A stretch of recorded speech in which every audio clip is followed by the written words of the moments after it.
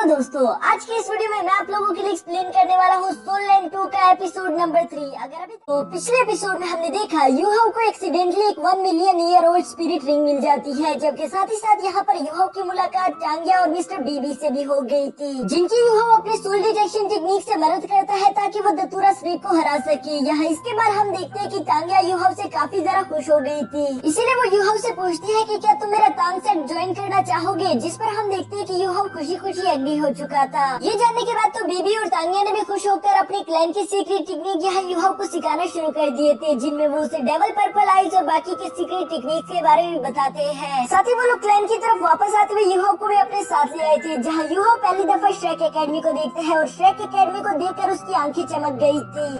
अब आगे तो नेक्स्ट एपिसोड के शुरू में हम देखते हैं जहाँ ये तीनों ही श्रेक सिटी तक पहुंच चुके थे। टांगिया यहाँ पर काफी ज्यादा खुश दिखाई दे रही थी, जबकि दूसरी तरफ यूहाओ और मिस्टर बीबी की तो सांसें फूल जाती हैं। टांगिया मुस्कुराते हुए कहती है कि आखिर तुम दोनों इतने स्लो क्यों हो, जिस पर यूहाओ कहता है कि हम स्लो नहीं बस तुम तेज हो। टांगिया दूसरी तरफ मुस्कुराते हुए कहती है कि लो हम श्रेक सिटी पहुँच गए, जहाँ पर दुनिया की सबसे ज्यादा बेस्ट एकेडमी श्रेक एकेडमी मौजूद है। मिस्टर बीबी भी यहाँ पर यूहाओ को श्रेक एकेडमी के बारे में बताते हुए कहती है कि तुम्हें श्रेक एकेडमी का ही डेसिपल बनना है, जिस पर यूहाओ अपने मन में खुश होते हुए कह रहा था कि मुझे यकीन नहीं आता, मैंने श्रेक एकेडमी के बारे में बहुत कुछ सुन रखा है, मैं क्या सारी दुनिया श्रेक एकेडमी के बारे में जानती है। ये सारी बातें यूहाओ अपने मन में सोच ही रहा था, जबकि साथ ही साथ वो श्रेक सिटी की खूबसूरती से भी काफी ज्यादा इम्प्रेस हो जाता है। तभी अचानक टांगिया यहाँ पर यूहाओ से कहती है कि मेरे पास तुम्हारे लिए एक और सरप्राइज है, और वो ये है कि तुम्हें टांगसेन क्लैन की तरफ से फ्री एडमिशन कोटा पर श्रेक एकेडमी भेजा जाएगा। जो सुनकर यूहाओ थोड़ा हैरान होते हुए कहते हैं कि फ्री कैसे। यूहाओ का ये सवाल सुनकर टांगिया जवाब देते हुए कहती है क्योंकि हमारे टांगसेट और श्रेक एकेडमी में काफी ज्यादा अच्छे रिलेशन है। हमारे टांगसेट की बुनियाद ही वही से शुरू हुई, जो भी हमारे श्रेक एकेडमी के डेसिपल ग्रेजुएट होते थे उन्होंने टांगसेट को ही ज्वाइन किया था, इसी वजह से रिलेशन काफी ज्यादा मजबूत हो गए। बिशप वक्त के साथ टांगसेट ने अपनी वो इज्जत खो दी, लेकिन अभी भी हमारा ये रिलेशन कायम है, जिसकी वजह से हमें हर साल फ्री एडमिशन कोटा मिलता है, और इसी वजह से यूहाओ श्रेक एकेडमी में तुम्हारा एडमिशन बिल्कुल फ्री होगा। ये जानकर यूहाओ काफी ज्यादा खुश हो गया था, लेकिन दूसरी तरफ मिस्टर बेबी यूहाओ से कहता है ये जानते हुए तुम रिलैक्स बिल्कुल नहीं कर सकते, क्योंकि श्रेक एकेडमी हर 3 महीनों बाद न्यू स्टूडेंट्स को असाइन करती है, और अगर पुराने स्टूडेंट अपने पुराने असाइनमेंट्स को कंप्लीट ना कर पाए तो उन्हें एक्सपेल कर दिया जाता है। ये सुनकर तो यूहाओ जोश में आते हुए कहता है कि मैं अपनी पूरी जान लगा दूंगा। जो सुनकर टांगिया मुस्कुराते हुए कहती है कि हाँ मुझे भी तुम पर पूरा यकीन है, और मैं तुम्हारे एटीट्यूड से काफी इम्प्रेस हुई, इसलिए मैं तुम्हें एक गिफ्ट देना चाहती हूँ। ये कहती है वो यूहाओ को एक स्टोरेज बेल देती है, जिस पर वो बताती है कि ये हमारे फर्स्ट चीफ का था और ये जनरेशन टू जनरेशन यही पास होता जा रहा है। यूहाओ भी उस स्टोरेज बेल को लेकर काफी ज्यादा खुश था, जबकि दूसरी तरफ टांगिया कहती है कि चलो अब हमें श्रेक एकेडमी की तरफ चलना चाहिए। श्रेक एकेडमी में इंटर होते साथ ही यूहाओ देखता है कि चारों तरफ सोल गाइड्स भरे पड़े हैं। दोस्तों मैं आप लोगों को बता देना चाहता हूँ कि सोल गाइड्स असल में मशीनरी को कहते हैं, जिस पर मिस्टर बीबी भी बताता है कि हाँ हमारी श्रेक सिटी पूरी सोल गाइड से भरी हुई है, और यहाँ के सोल गाइड्स पूरी कंट्री के सबसे ज्यादा एडवांस सोल गाइड्स है। जिस पर यूहाओ अपने मन में कहता है कि हाँ मैं भी ड्यूक मेंशन में रहा करता था, वहाँ पर भी सोल गाइड्स तो थे लेकिन इतने एडवांस बिल्कुल नहीं थे। इसी तरह से ये लोग आपस में बातें करते हुए आगे की तरफ जा ही रहे थे। तभी अचानक मिस्टर बीबी यहाँ पर यूहाओ को वार के बारे में भी बताता है कि कैसे आज से 4000 साल पहले सन मून एम्पायर ने डोलो कॉन्टिनेंट पर हमला कर दिया था, जिसकी वजह से इस जंग का आगाज हुआ। शुरू में तो डोलो कॉन्टिनेंट टांगसेन के सीक्रेट वेपन्स का इस्तेमाल कर रही थी, जिससे वो खुद को बचा भी पाई, लेकिन दूसरी तरफ सोल गाइडेंस का भी रिवाइज तभी से शुरू हुआ, जिस पर फौरन टांगिया कहती है कि सोल गाइड्स कभी भी टांगसेन की हिडन वेपन्स की बराबरी बिल्कुल नहीं कर सकता, क्योंकि हमारे पास कुछ ऐसे हिडन वेपन्स भी है जो कि बड़े से बड़े गॉड को भी मार सकते हैं। यहाँ पर बीबी यूहाओ को बताता है कि टांगिया हमेशा ऐसा ही करती है, वो कभी भी सोल गाइड मशीनरी को अपना नहीं सकती। पर हाँ टांगिया मजाक भी नहीं कर रही, क्योंकि ये बात सच है, हमारे टांगसेट के पास कुछ ऐसे हिडन वेपन्स है जो कि किसी भी गॉड को जान से मार सकते हैं। अफसोस की बात है कि उतने पावरफुल हिडन वेपन्स अब हम नहीं बना सकते, उन्हें सिर्फ टांगसेन ही बना सकता था। अब के जो नॉर्मल और मामूली से हिडन वेपन है उन्हें सोल गाइड्स ने कब का सरपास कर दिया। इस वजह से डोलो कॉन्टिनेंट पर खतरा और ज्यादा बढ़ गया, लेकिन जो हमारे श्रेक एकेडमी के पिछले हेड मास्टर थे उन्होंने अपने साथ 60 सोल मास्टर्स को मिलाया, जिनका इस्तेमाल करके उन्होंने सन मून की एम्पायर आर्मी को खत्म कर दिया, और इसके बाद श्रेक एकेडमी को सारे कॉन्टिनेंट से अलग होकर बनाया गया। साथ ही साथ यहाँ पर टांगिया कहती है कि इसी जंग की वजह से हमारे टांगसेट की इज्जत खो गई, क्योंकि हमारे नॉर्मल हिडन वेपन से ज्यादा पावरफुल सोल गाइड्स यहाँ मार्केट में आ चुके हैं। यूहाओ ये सुनकर थोड़ा सा सरप्राइज तो हो गया था, जबकि दूसरी तरफ मिस्टर बीबी यूहाओ को बताते हैं कि वैसे सारे सोल मास्टर यहाँ पर सोल गाइड्स को एक्सेप्ट नहीं करते। कुछ ऐसे भी सोल मास्टर है जो कहते हैं कि ये सोल गाइड्स हमारी ताकत का हिस्सा नहीं है, ये हमारी बॉडी का पार्ट नहीं, इसलिए हम इसे एक्सेप्ट नहीं कर सकते। साथ ही साथ मिस्टर बीबी यहाँ पर यूहो को बताता है कि ये सोल गाइड सोल पावर को एब्जॉर्ब करती है, जिसे फिर वो किसी तरह की भी पावर में कन्वर्ट कर सकती है। इसी वजह से सोल मास्टर का सिस्टम भी थोड़ा सा अजीब हो चुका है, क्योंकि पहले जैसे एक सोल मास्टर फायर की पावर यूज कर सकता था तो वो आइस की नहीं कर सकता था, लेकिन अब ऐसा है कि वो किसी भी सोल गाइड्स का इस्तेमाल करके आइस एंड फायर दोनों यूज कर सकता है। यूहो ये सुनने के बाद अपने स्पिरिचुअल आइस का इस्तेमाल करते हुए साथ वाले आदमी के लाइटर को देख रहा था, जिस पर उसे जानने को मिलता है कि ये तो काफी ज्यादा कमाल का है, क्योंकि अब सोल पावर एट्रीब्यूशन की लिमिट तो हट चुकी है। दूसरी तरफ मिस्टर बीबी कहता है कि हाँ, और इसी वजह से ज्यादातर लोग अब सोल रिंग्स को एब्जॉर्ब नहीं करते, इसी वजह से उन लोगों की सोल रिंग भी वीक हो चुकी है। दोस्तों पहले डिफरेंट सोल रिंग्स को एब्जॉर्ब करके मुख्तलिफ पावर्स को एक्टिवेट किया जाता था, लेकिन अब तो सोल गाइडेंस मौजूद है, जिसकी वजह से ज्यादातर लोग अब सोल रिंग्स पर ध्यान नहीं देते। लेकिन मिस्टर बीबी बताता है कि अभी भी एक ऐसी क्लास है जिसे हम नोबल क्लास कहते हैं, उन लोगों ने सोल गाइडेंस को पूरी तरीके से रिजेक्ट कर दिया। यूहो से भी ये बात एक्सेप्ट नहीं हो रही थी, इसलिए वो हैरानगी के साथ कहता है कि वैसे लोग ऐसा क्यों करेंगे, जिस पर मिस्टर बीबी कहते हैं कि लोगों ने सोल गाइड को सिर्फ इसलिए एक्सेप्ट किया ताकि उनकी जिंदगी आसान हो जाए, क्योंकि बस थोड़ी सी सोल पावर का इस्तेमाल करके वो लोग एक जगह से दूसरी जगह तक पहुँच सकते हैं। यूहो यहाँ पर इन लोगों की ये सारी बातें सुनने के बाद अपने मन में सोच रहा था कि टांगिया कभी भी सोल गाइडेंस को एक्सेप्ट नहीं कर सकती, और ये बात सही भी है, लेकिन क्या हिडन वेपन्स और सोल गाइडेंस दोनों को कंपेयर करवाना जरूरी है। यहाँ इसी तरह की बातें सोचते हुए आखिरकार ये लोग शेक एकेडमी तक पहुँच गए थे, जहाँ पर पहले से एक जूनियर डेसिपल यहाँ इन लोगों का इंतजार कर रहा था। वो मिस्टर बीबी को देखकर खुश होते हुए कहते हैं कि सीनियर बीबी आप यहाँ पर आ गए, जिस पर मिस्टर बीबी भी मुस्कुराते हुए कहते हैं कि इससे मिलो, ये है यूहो, हमारे टांग सेट का नया मेंबर, और हम इसका यहाँ शेक एकेडमी में रजिस्ट्रेशन करवाना चाहते हैं। ये सुनते ही वो जूनियर डेसिपल बहुत ही ज्यादा इज्जत के साथ इन्हें अपने साथ ले जाना शुरू कर देता है, जिस पर यूहो अपने मन में सोच रहा था कि मिस्टर बीबी की तो बहुत ही ज्यादा इज्जत है। अंदर जाते हुए पूरी की पूरी शेक एकेडमी काफी ज्यादा खूबसूरत थी, लेकिन तभी अचानक मिस्टर बीबी वहाँ पर मौजूद 7 स्टैचूज की तरफ इशारा करते हुए कहते हैं यूहो, ये 7 शेक डेविल वो डेसिपल्स है जिनकी वजह से शेक एकेडमी इतनी ज्यादा ऊंचाइयों तक पहुँच पाई। साथ ही साथ बीबी ने वहाँ पर मौजूद 7 शेक डेविल्स का इंट्रोडक्शन भी करवाना शुरू कर दिया था, जहाँ सबसे पहले वो मिस्टर डाई का बताता है। वो बताता है कि इन्हें गॉड ऑफ वॉर भी कहते हैं, जो कि कैट गर्ल के हस्बैंड है। यहाँ पर ये सुनकर यूहो अपने मन में कहता है कि इनके बारे में तो मैंने सुना था, ये हमारी ड्यूक फैमिली के एंसेस्टर है, यानी कि मैं इन्हीं की फैमिली से बिलोंग करता हूँ। तभी अचानक उसे याद आता है कि उसने तो ड्यूक मेंशन को छोड़ दिया, इसलिए वो फौरन से कहते हैं कि नहीं, इनसे मेरा कोई ताल्लुक नहीं। इसके बाद मिस्टर बीबी हुजिन के बारे में बताते हैं, जो कि गॉड ऑफ फिनिक्स थे, साथ ही साथ ऑस्कर के बारे में, जो कि गॉड ऑफ फूड थे। यहाँ दूसरी तरफ ज़्यावियो का भी इंट्रोडक्शन करवाते हुए कहते हैं कि ये सॉफ्ट रैबिट, जो कि टांगचन की बीवी भी थी, कैट गर्ल, जो कि मिस्टर बाई की वाइफ है और साथ ही साथ एक पावरफुल गॉड भी है। इसके बाद आखिर में आती है निंगरोंग, जो कि फूड गॉड ऑस्कर की वाइफ होने के साथ साथ 9 कलर गॉडेस भी है, लेकिन इन सब का लीडर इन सब से अलग था, जिसका नाम है टांगसेंग। वो असुरा गॉड होने के साथ सी गॉड भी था। यहाँ यूहो टांगसेंग को देखकर काफी ज्यादा खुश हो गया था, साथ ही साथ उसके दिल में टांगसेंग के लिए बहुत ही ज्यादा इज्जत थी। यहाँ शेक डेविल 7 को देखने के बाद ये लोग आगे की तरफ जा रहे थे, जहाँ पर इन्हें 3 और स्टैचूज दिखाई देते हैं। मिस्टर बीबी बताते हैं कि ये तीनों वो पहले डीन और टीचर्स हैं जिन्होंने शेक एकेडमी की बुनियाद रखी। साथ ही साथ इन लोगों की दोस्ती की मिसालें तो आज तक दी जाती है, जबकि इनकी टीम को कहा जाता था गोल्डन आयरन ट्राइएंगल। इन सब लोगों का इंट्रोडक्शन करवाने के बाद मिस्टर बीबी अपने साथ यूहो को आगे की तरफ लेकर जाता है, जहाँ शेक एकेडमी में 2 ब्रांचेस दिखते हैं। पहले ब्रांच के बारे में मिस्टर बीबी बताते हुए कहते हैं कि इसे सोल मास्टर ब्रांच कहते हैं, जबकि दूसरी तरफ सोल गाइडेंस ब्रांच है। दोनों के नाम से यहाँ पर मालूम हो रहा है कि दोनों ब्रांचेस क्या काम करते हैं, जबकि साथ ही साथ मिस्टर बीबी ये भी बताता है कि शेक एकेडमी 2 हिस्सों में डिवाइड है, जिसे outer shake academy and inner shake academy कहते हैं। अभी तक हम लोग आउटर शेक एकेडमी में मौजूद हैं। इनर शेक एकेडमी में जाना कोई आसान काम नहीं, हर 6 साल में एक दफा एग्जाम होता है। अगर तुम लोगों ने उस एग्जाम को पास कर लिया तो शायद तुम लोग इनर एकेडमी तक जा पाओ। यहाँ गोल्डन एंसेस्टर ट्री की तरफ देखते हुए मिस्टर बीबी बताता है कि मैं और टांगिया भी अभी तक आउटर डेसिपल्स हैं। इनर शेक एकेडमी का बस एक ही मोटो है कि वो सिर्फ मॉन्स्टर्स को ट्रेन करते हैं। मैं भी चाहता हूँ कि मैं वहाँ पर जा पाऊँ। यूहो ये जानने के बाद काफी ज्यादा हैरान हो गया था। वो कहता है कि मिस्टर बीबी और टांगिया आप दोनों तो काफी ज्यादा पावरफुल हो, अगर इतने पावरफुल होने के बावजूद भी अभी तक आप इनर डेसिपल नहीं तो आखिर इनर डेसिपल कैसे होते हैं? जिस पर मिस्टर बीबी बताते हैं कि इनर शेक डेविल एकेडमी का डेसिपल बनना बहुत ज्यादा मुश्किल है, क्योंकि 10 लाख वॉरियर में से सिर्फ एक ही ऐसा कर पाता है। मैं ऐसे कुछ साल पहले स्टार फॉरेस्ट में एक इनर डेसिपल से मिला था, जो कि बहुत ही ज्यादा पावरफुल था, क्योंकि उसने सिर्फ अपने बेयर हैंड्स का इस्तेमाल करते ही 3 मिलीनियम स्पिरिचुअल बीस्ट को जान से मार दिया था। और ये भी सिर्फ इसलिए क्योंकि उसे इनर एकेडमी से ऐसा टास्क दिया गया था कि उसे एक दिन के अंदर ये सब कुछ करना है। यहाँ ये लोग इसी तरह से बातें करते हुए सोल गाइडेंस के डिपार्टमेंट तक पहुंच गए थे, जहाँ पर उसे फाउंड करने वाले फाउंडर्स के स्टैचूज भी लगाए हुए थे। मिस्टर बी और इन लोगों की यहाँ तक पहुंचने से पहले ही उस जूनियर डेसिबल ने सारी की सारी रजिस्ट्रेशन कंप्लीट कर दी थी। साथ ही साथ वो यूहाउ का यूनिफॉर्म और बैच भी लाकर यहाँ पर मिस्टर बीबी को दे देता है, जिससे मिस्टर बीबी यूहाउ को पकड़ाते हुए कहते हैं कि उम्मीद करता हूँ तुम्हें यहाँ पर मजा आए। साथ ही साथ मिस्टर बीबी बताता है कि 3 दिन बाद तुम्हारी क्लासेस शुरू होगी। अभी के लिए इस बिल्डिंग के पीछे हॉस्टल है, जहाँ पर तुम्हारे लिए मैंने रूम बुक कर दिया, तुम वहाँ पर जाकर रह सकते हो। साथ ही साथ तुम्हारे फर्स्ट ईयर की सारी फीस भी हमने अदा कर दी, लेकिन आगे से तुम्हें खुद का ख्याल खुद ही रखना है। जिस पर यूहाउ मिस्टर बीबी का शुक्रिया अदा करता है। मिस्टर बीबी यहाँ पर यूहाउ से कहता है कि अब मुझे और तानिया को चलना है ताकि हम लोग रिपोर्ट कर सके। तानिया यहाँ पर टीचर्स के नेम पढ़ने के बाद समझ गई थी कि यूहाउ को पढ़ाने वाली मिसेस जाओ होगी, जो कि एक प्योर डेविल टीचर है। उसे तो अभी से यूहाउ पर तरस आ रहा था। इसके बाद नेक्स्ट सीन में हम देखते हैं जहाँ यूहाउ अपने दोस्तों से अलग होकर हॉस्टल की तरफ जा रहा था। रास्ते में उसे एक बूढ़ा आदमी दिखाई देता है, जिसे यूहाउ सवाल करते हुए पूछता है कि ग्रैंडपा, क्या आप बता सकते हो कि रूम नंबर 201 कहाँ पर है? वो बूढ़ा आदमी यहाँ पर यूहाउ को देखकर बताता है कि 2nd फ्लोर का फर्स्ट रूम। साथ ही साथ वो अपने मन में कह रहा था कि ये लड़का तो काफी ज्यादा अच्छा है, क्योंकि यूहाउ उसका शुक्रिया अदा करके वहाँ से चला जाता है। और आजकल की जनरेशन इतनी पोलाइट बिल्कुल भी नहीं। इसके बाद हम देखते हैं कि यूहाउ अपने रूम के सामने पहुँच गया था, जहाँ उसका बैज एक्टिवेट होकर दरवाजा खोल देता है और ये सब कुछ ऑटोमेटिकली ही चल रहा था, जो कि रूम के अंदर आते ही यूहाउ को मालूम हो जाता है वो जगह बहुत ही ज्यादा एडवांस और खूबसूरत थी। यूहाउ तो इस जगह आकर बहुत ही ज्यादा खुश लग रहा था। साथ ही साथ उसकी खिड़की से बाहर का नजारा भी बहुत ही ज्यादा खूबसूरत है। इन सारी खूबसूरत चीजों को देखते हुए अचानक से यूहाउ को मिस्टर बी की बात याद आ जाती है, जहाँ मिस्टर बी ने यूहाउ से कहा था कि तुम्हें बहुत मेहनत करनी होगी।